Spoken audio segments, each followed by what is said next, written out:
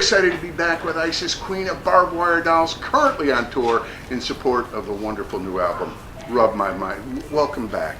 Good to have you here. Thank you. Now, this is a great new album. Kind of defies categorization. You know, you guys, there's a few songs on there that put me in the mind of the New York punk scene in the 70s, but the rest of the album has songs that can only be sort of described as barbed wire dolls music. Is there a conscious effort when you're putting together the song selection to showcase the versatility? Is that? Well, actually, I'll just give you a little background on the album and how it was put together, and then you'll kind of understand the whole vibe of it. While we were playing Riot Fest, actually, in Chicago, we got talking with members of Eagles of Death Metal. Oh. And Dave Catching, which is the guitarist, has a recording studio out in Joshua Tree, California. And it's a historic place. It's just amazing. You know, Caius came out of it, Queens of the Stone Age, and Eagles of Death Metal. Lots of great bands have done lots of great things there. And he invited us to go record there, so it was a great opportunity. At the time, we just released Desperate, which is our previous album.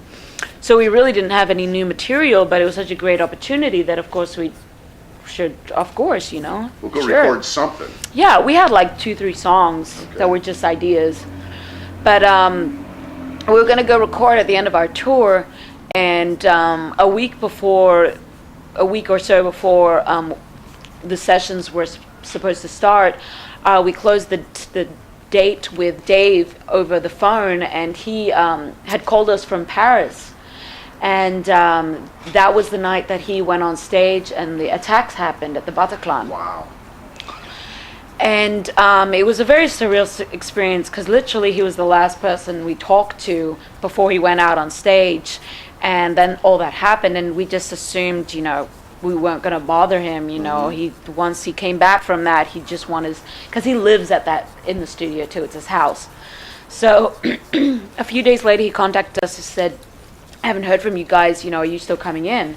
And we're like, well, I'm glad you're well. We didn't want to bother you. You know, obviously you're alive, so we didn't want to bother you.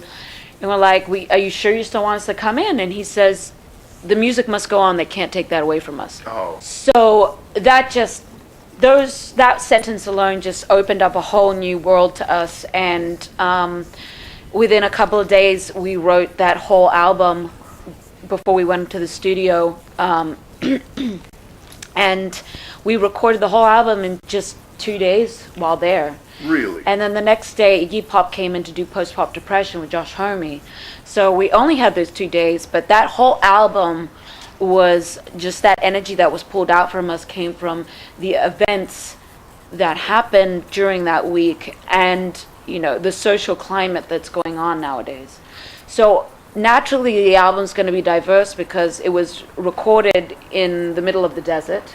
So we naturally connected to that energy.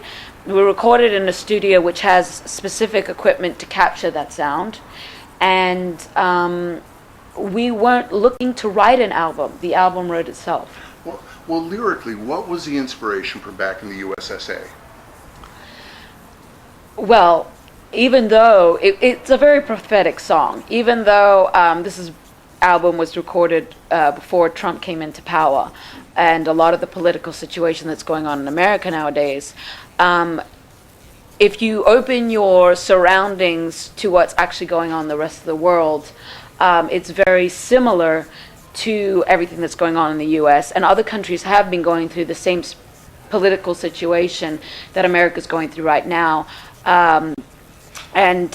You know, it was also a little bit of a fun pun to take Beatles Back in the USSR and flip it around, say Back in the USSA, based on the fact that America is a capitalist country, yet that's just like anything, you know, that's just a word. It's really the actions that come out of what's going on towards the people that matters. Now, how about a song like Call Me?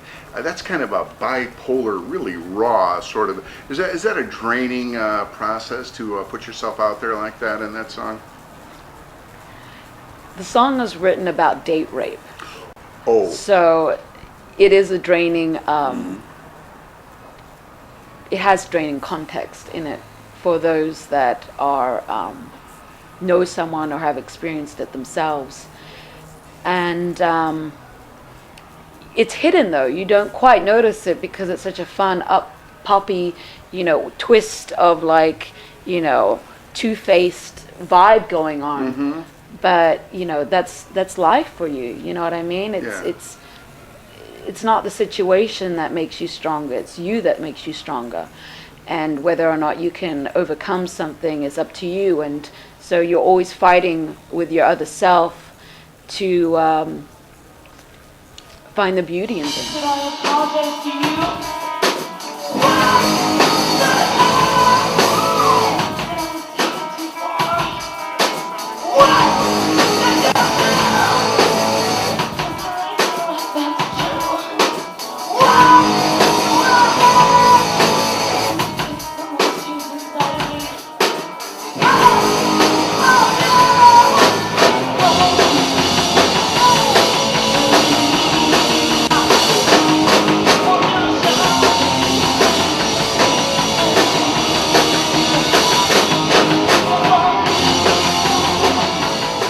Now, I wouldn't call you an elder statesman, but you got 3 great albums under your belt. You've been all over the world.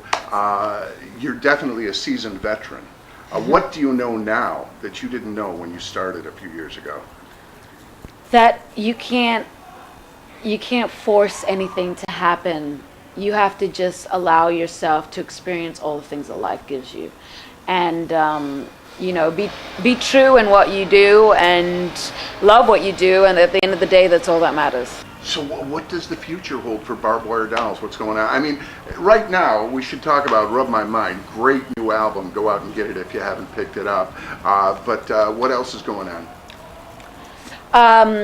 More touring next year. We're going to be doing some support gigs, and we'll see what life has to offer us. I mean, we're already excited to write a new album, you know what I mean? That's so crazy. We'll see what happens. We'll That's see. very cool. Well, I want to thank you, and again, keep on doing what you're doing. You guys are keeping rock and roll alive, and that's very exciting for all of us. Thank you.